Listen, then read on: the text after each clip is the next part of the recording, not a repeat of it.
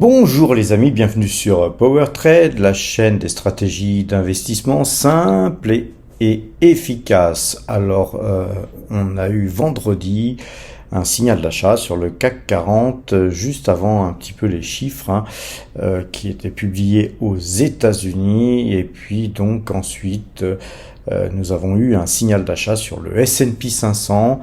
On pourra remarquer qu'on avait une très très bonne tenue de Total Energy qui s'est adjugé 0,95%. Et donc, dans un environnement où on repasse haussier, il a fallu que, effectivement, sur les marchés futurs, nous tournions notre position. Donc, on est repassé acheteur sur le CAC 40 futur, mais aussi on a dû racheter des actions. Et malheureusement, on n'a pas pu acheter du Total si bas que je ne le pensais, si bas que je ne l'espérais, et donc en fait on a de meilleures opportunités à investir dans autre chose actuellement. Et globalement, donc, nous avons augmenté nos positions sur des valeurs qui avaient beaucoup baissé, des valeurs qu'on a déjà en portefeuille. Et donc, on va commencer par regarder le graphique du CAC 40. Alors, ce graphique que nous allons voir tout de suite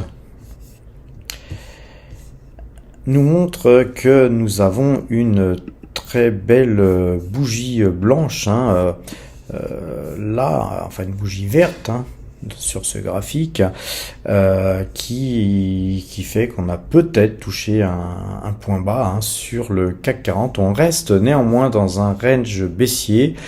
Donc voilà pourquoi j'ai pas réinvesti tous mes deniers sur ce signal, et que nous avons privilégié des superbes sociétés sur lesquelles nous avons réinvesti, même certaines qui étaient sur l'histoire du couteau qui tombe, vous savez, cette fameuse histoire que on ne doit pas attraper un couteau qui tombe, et on a des valeurs qui sont somme toute très très intéressantes, tentantes, et donc bien sûr on fait pas FOMO sur ces valeurs où on va tout acheter en une ligne, mais vu la configuration, on a commencé à faire nos emplettes. Et vous le savez, je recherche toujours des rendements, des bons rendements. Donc nous avons sélectionné les valeurs qui avaient plus de rendement que Total Energy, de façon à ce que si ce signal était un mauvais signal, eh bien question rendement, nous serions gagnants en fait. Et donc les valeurs choisies, puisque Total affiche 5%, très légèrement au-dessus de 5% de rendement annuel. Donc nous avons choisi Coface, qui a 11,37% de rendement. On a choisi aussi BNP Paribas qui fait 7,61% de rendement. Rien que ces deux valeurs-là vont relever un petit peu notre rendement annuel, parce que vous savez, Total Energy c'est bien, c'est une superbe valeur, mais il y a aussi d'autres valeurs qui peuvent nous procurer de très bons rendements. Et on a aussi acheté du AXA, on va voir ça tout de suite, qui nous procure 6,76% de rendement. Et puis sur le marché américain, on a acheté du Realty Income qui fait un peu plus de 6%. Et puis du Coca-Cola qui fait un peu moins, mais voilà, c'est Coca-Cola. Donc toutes ces valeurs sont quand même des valeurs hyper sécures sur le long terme. On s'y retrouvera, et à mon avis on a fait une bonne opportunité d'achat sur ces valeurs. Et on va donc voir en détail nos achats sur Fortuneo tout de suite.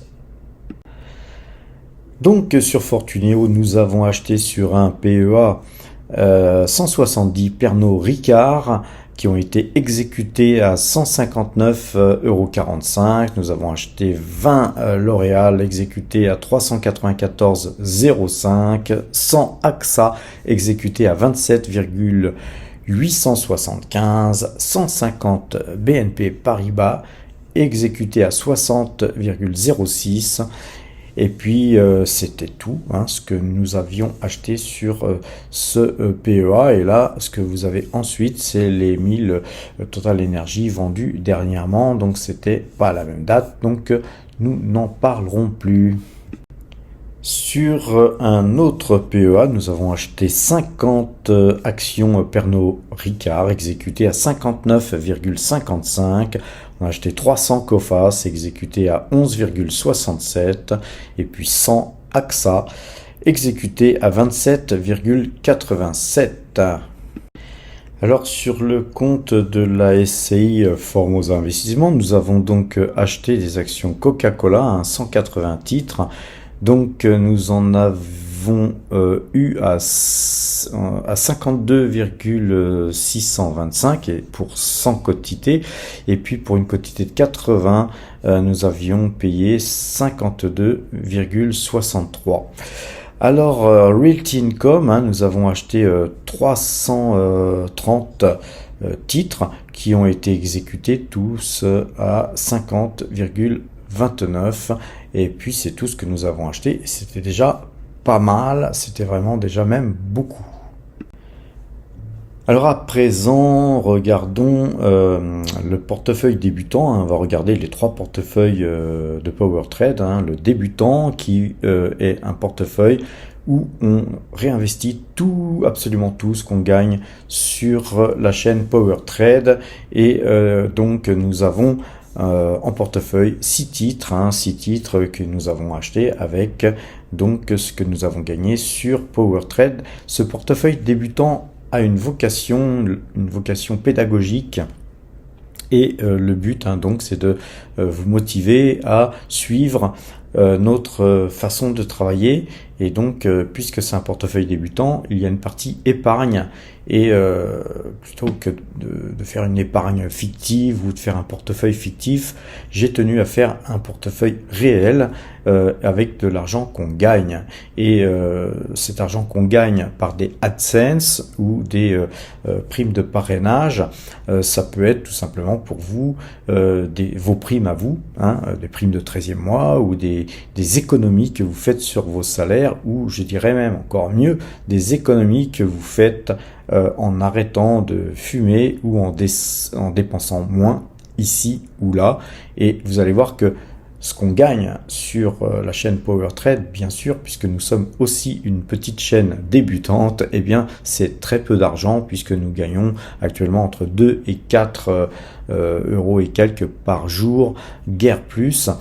Mais tout ça cumulé fait que nous avons gagné en gros 620,86 € depuis le début de l'année, mais qu'au début de l'année on avait 350 € que vous voyez ici, hein, en report. Et donc par rapport à ces 350 € que nous avions, plus ces 620,86 € de gagner, ça nous fait 970,86 €, ce qui nous fait une progression de 177,39% de gains, hein, tout simplement, puisque à tous ces gains que je vous ai parlé s'ajoutent aussi les dividendes de Total qui ont été versés. Donc ce portefeuille se porte super bien, il débute, hein, et je vous encourage, à ceux qui découvrent notre chaîne et qui n'ont pas encore ouvert de compte et qui souhaiteraient faire de la bourse et bénéficier de notre expérience, hein, chez PowerTrade, de bénéficier des primes de parrainage que vous pouvez trouver dans les liens en description en ouvrant un compte chez Boursorama, chez Fortuneo ou tout simplement chez DeGiro pour les actions étrangères si vous souhaitez travailler sur les marchés étrangers. J'ai moi la majorité de mes comptes sur Fortuneo, et Boursorama est le compte où nous avons en fait le portefeuille débutant qui est géré. Donc c'est un nouveau compte, hein, que je viens de créer spécialement pour vous les amis. Alors maintenant regardons le portefeuille PowerTrade. Alors le portefeuille PowerTrade a beaucoup évolué hier, hein, donc puisque aujourd'hui nous sommes samedi, c'est mon dernier jour à Singapour les amis, donc ce soir je serai à Bangkok et donc je vais vous faire une dernière petite vidéo qui sera donc inclus dans cette vidéo pour voir un petit peu comme à l'accoutumée ce qui s'est passé dans cette journée à Singapour me concernant.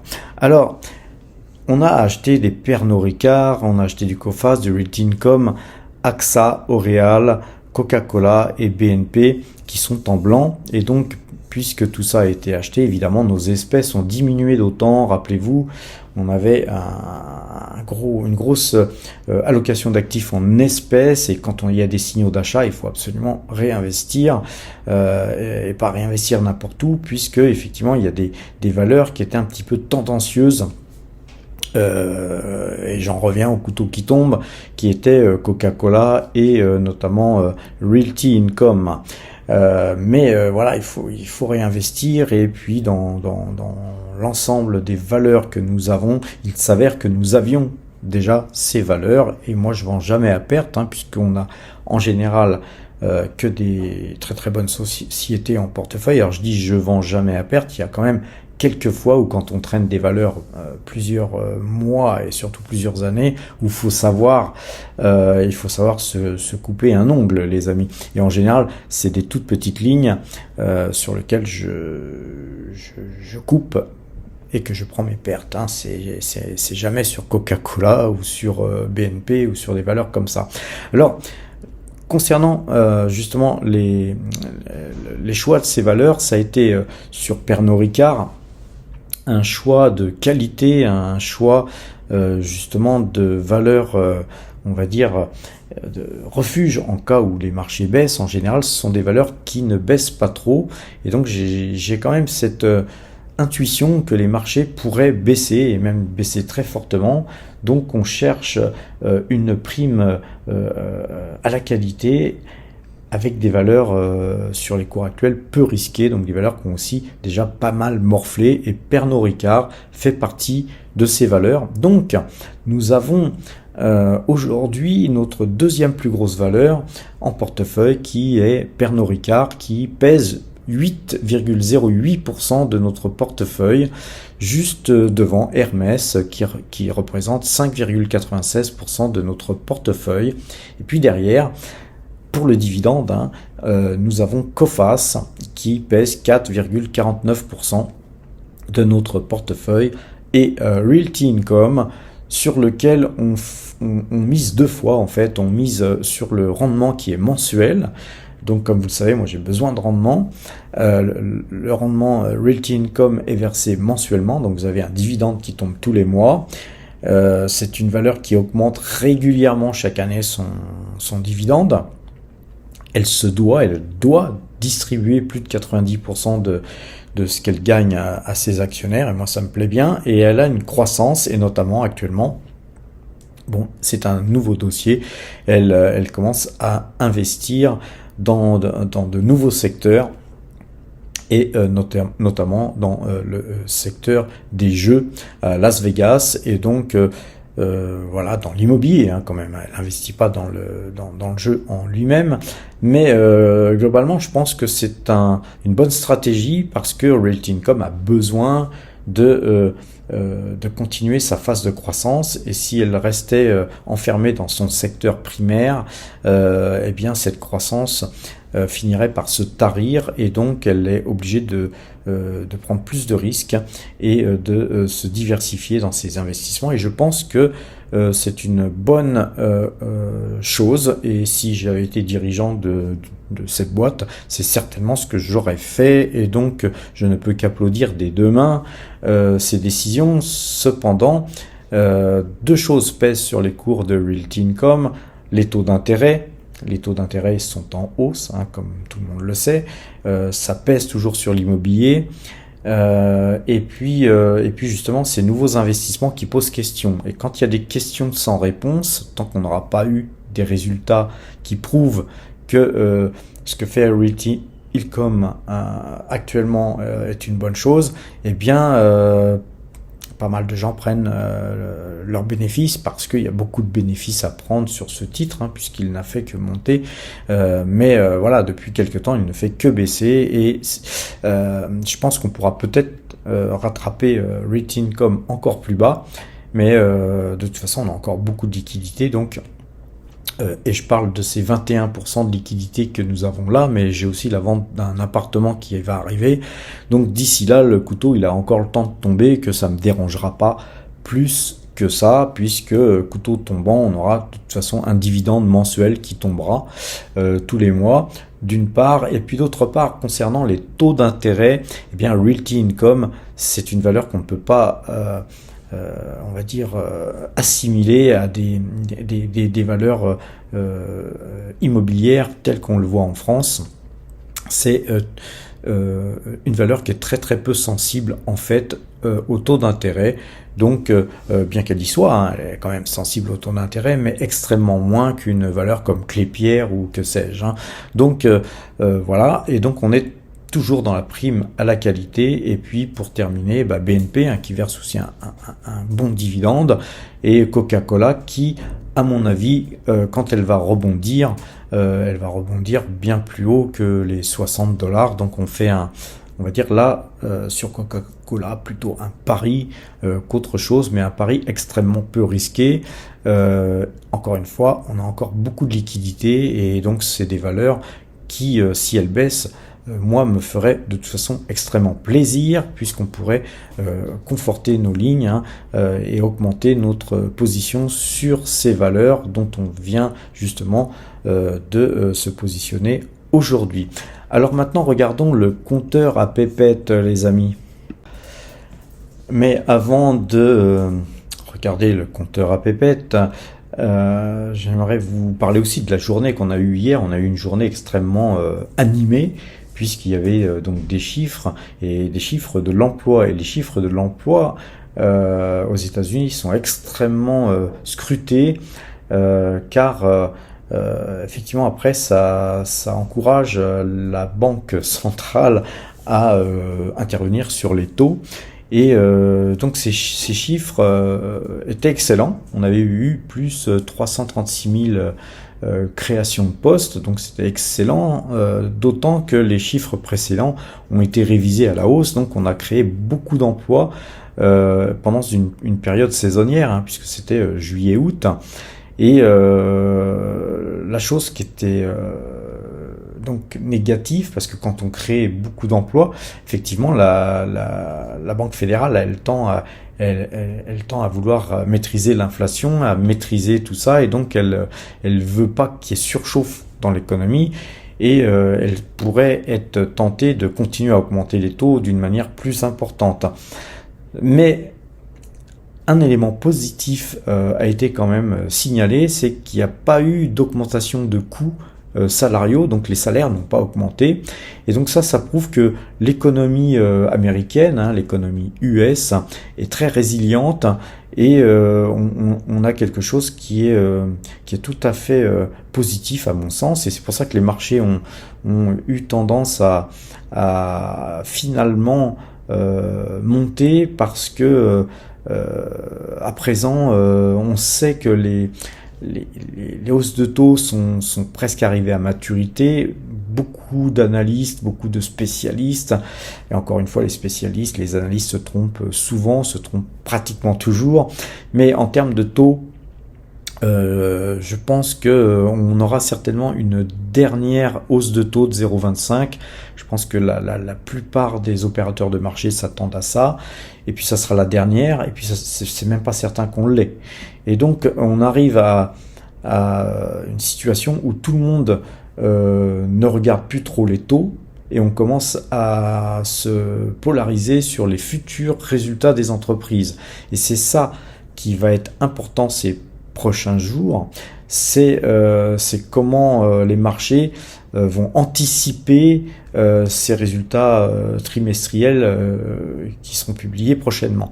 Et puis ensuite, évidemment, il y aura la publication. Et au moment de la publication, eh bien ça sera autre chose, hein, parce que souvent sur la publication, les gens soit prennent leurs bénéfices, soit les chiffres sont vraiment encore meilleurs qu'attendus, et là, ça booste, ou alors déception, et puis là, c'est grosse baisse. Et si grosse baisse il y a, je pense que ça pourrait être à ces moments-là qu'on pourra les vivre. Et donc, on n'est pas encore dans le vif du sujet, dirais-je.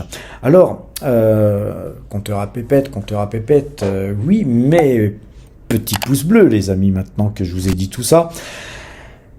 Abonnement, hein, pour ceux qui ne sont pas abonnés, la cloche, hein, pour être prévenu de tout ce qui se passe sur la chaîne Power Trade, et puis on partage avec ses amis.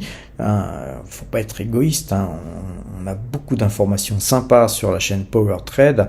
Faut pas garder ça pour soi. Il faut faire monter, il faut faire grimper le nombre d'adhérents à la communauté. On est plus de 2000 aujourd'hui, et je vous en remercie, les amis. Alors, le compteur à pépette nous a fait tourner hier, hein, puisque nous étions vendeurs. Donc, puisqu'on a coupé notre pause avant de tourner, nous gagnions sur la pause vendeuse 46 points, et puis sur la pause actuelle, hein, sur laquelle nous sommes encore en position, nous gagnons 14 points sur le CAC 40, et c'est donc 2611 points qui sont donc engrangés depuis le début de l'année, avec 47 trades gagnants pour 45 trades perdants. Le DAX, quant à lui, nous a fait gagner 101 points sur le précédent trade où nous étions vendeurs. On gagnait beaucoup plus, hein, avant cette petite baisse qui nous a rogné nos gains, hein, notre marge. Aussi, hein, d'ailleurs, sur le CAC 40, mais sur le trade en cours, c'est 14 points qui sont donc engrangés et dans le sac. Au total, c'est 3715 points qui sont gagnés depuis que nous traitons cet indice. Et pour ce faire, nous avons traité 32 fois gagnant pour 29 fois perdant, les amis. Le S&P 500, quant à lui aussi est passé acheteur. Donc, nous avons donc 190 points de gagné sur le trade précédent. Et puis actuellement, à l'achat, c'est 35 points qui sont gagnés, et la bougie, hein, sur le S&P 500 est jolie aussi. On va aller la voir tout de suite après, hein, puisqu'on ne l'a pas regardé tout à l'heure. Alors globalement, c'est 835 points qui sont gagnés depuis que nous traitons cet indice, avec 26 trades gagnants pour 27 trades perdants. Pour ceux qui nous rejoignent, hein, sur Power Trade, hein, les marchés futurs sont des marchés qui se traitent à un prix du point, et donc c'est des marchés extrêmement difficiles à travailler. J'encourage personne à faire ça, mais vous pouvez aller voir l'ensemble des vidéos qui sont publiées depuis maintenant, je pense, 15 mois concernant les marchés futurs, et vous verrez que tous les résultats que je vous présente ne sont pas pipeaux, puisque nous vous donnons les points, la veille pour le lendemain. Donc on vous donne les points d'achat ou de vente bien avant que ces points n'arrivent. Donc sur le Brent, sur le trade en cours sur lequel nous sommes vendeurs, puisque nous sommes vendeurs sur le Brent, et c'est pour ça que je suis un petit peu dans la difficulté à racheter du total aujourd'hui.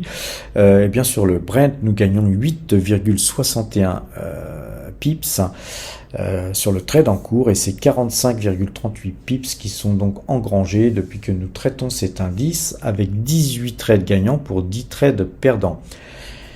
À savoir que sur le Brent, nous traitons le Brent avec une moyenne 2 jours, 12 jours paramétrés à la clôture.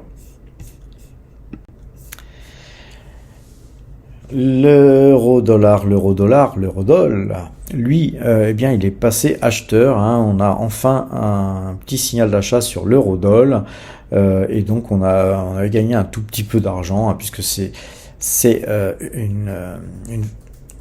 une valeur, hein. C'est une paire que nous traitons avec des CFD comme le Brent, et donc faut pas s'attendre à avoir un super résultat avec le peu d'argent qu'on investit sur l'eurodoll, mais c'est déjà pour vous montrer comment on peut traiter autrement, puisqu'on traite l'eurodoll pas avec une moyenne 2 jours, 12 jours, mais avec le parabole XR. On va voir ça aussi d'ailleurs en graphique juste après. Et donc ça fait très peu d'argent gagné, mais nous avons 3 trades gagnants pour 2 trades perdants. Et l'ensemble de ces 5 valeurs constituant le compteur à pépettes, qui sont 5 futurs, hein. En fait on a 3 futurs, un futur CAC 40, un futur DAX, un futur S&P 500, et puis des CFD pour le Brent, et puis des CFD pour l'euro-dollar. Alors évidemment sur les CFD on mise beaucoup moins, mais c'est juste une manière un petit peu éducative de vous montrer qu'on peut traiter différemment, hein, avec des algorithmes, avec des moyennes mobiles, avec parabole XR, etc. Donc c'est aussi d'une utilité pédagogique.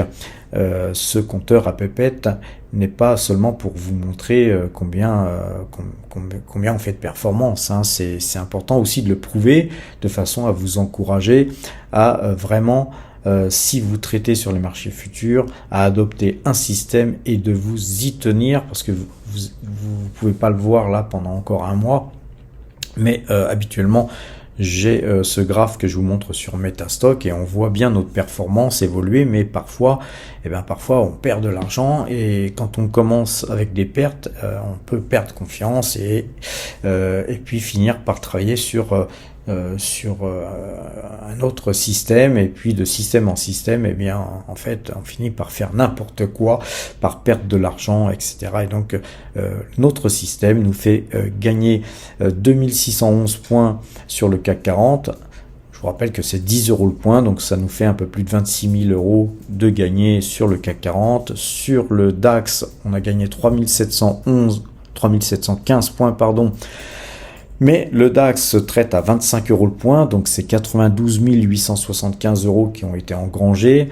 Et puis sur le S&P 500 qui est lui aussi traité à 10 € le point, avec ses 835 points, on fait 8 350 €.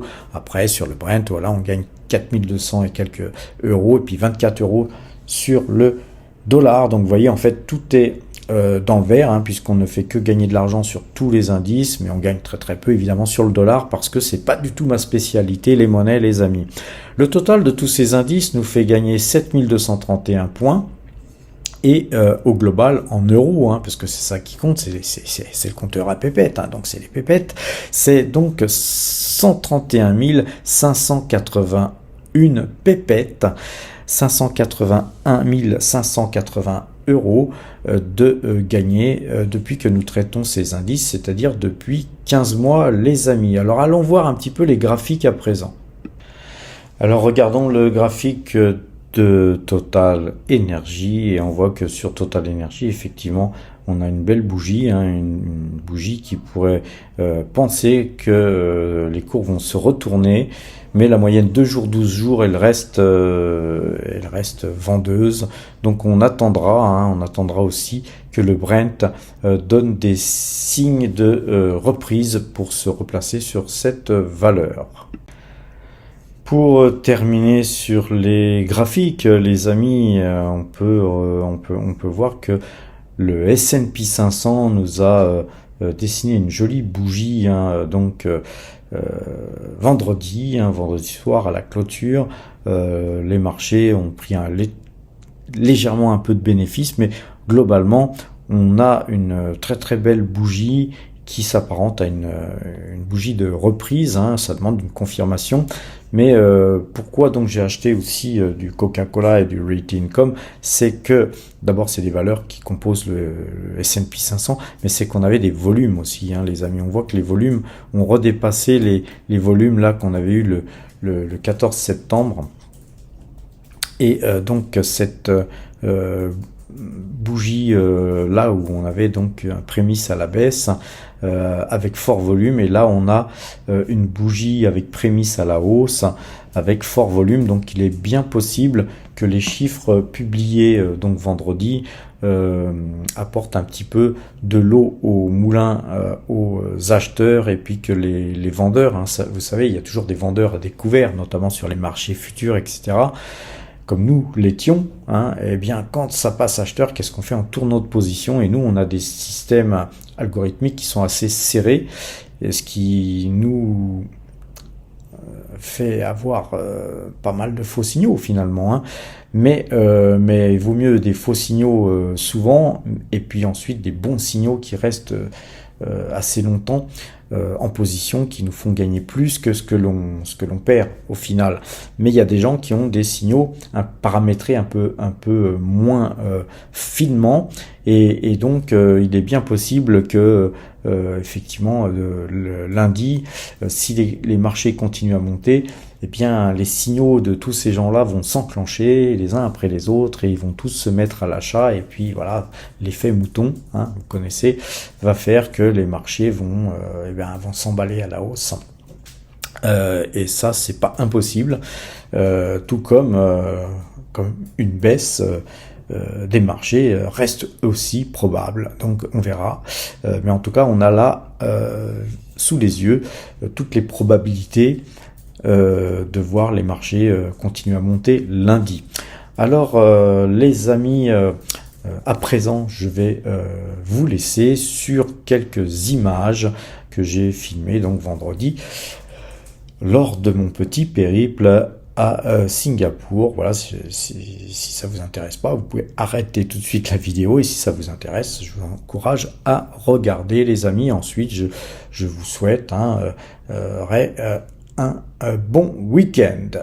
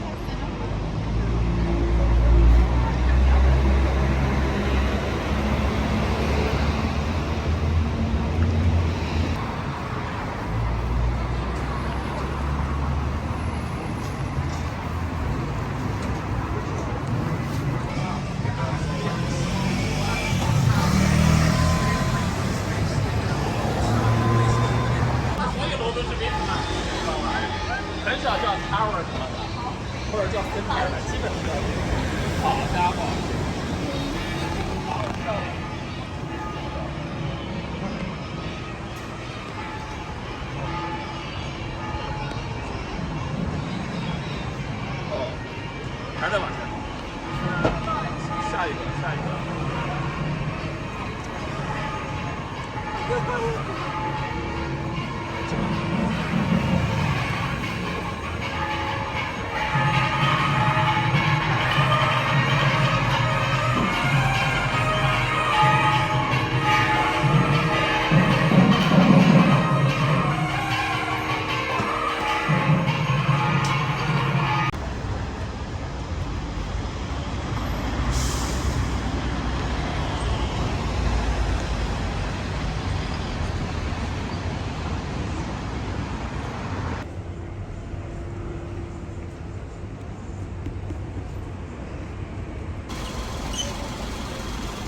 两个人就7点吃完呗，两个人咱们说也。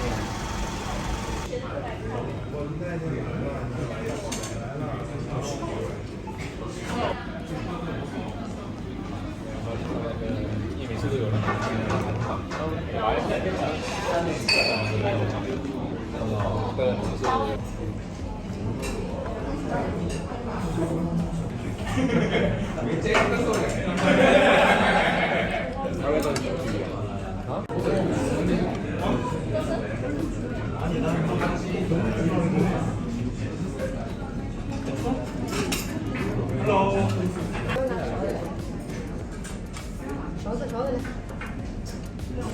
都塞几个人？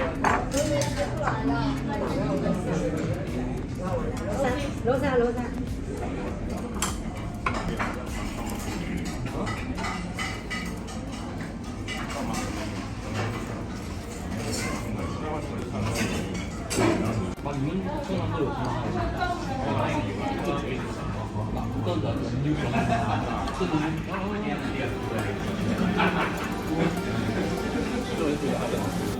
因为我这边忙在，没有这个。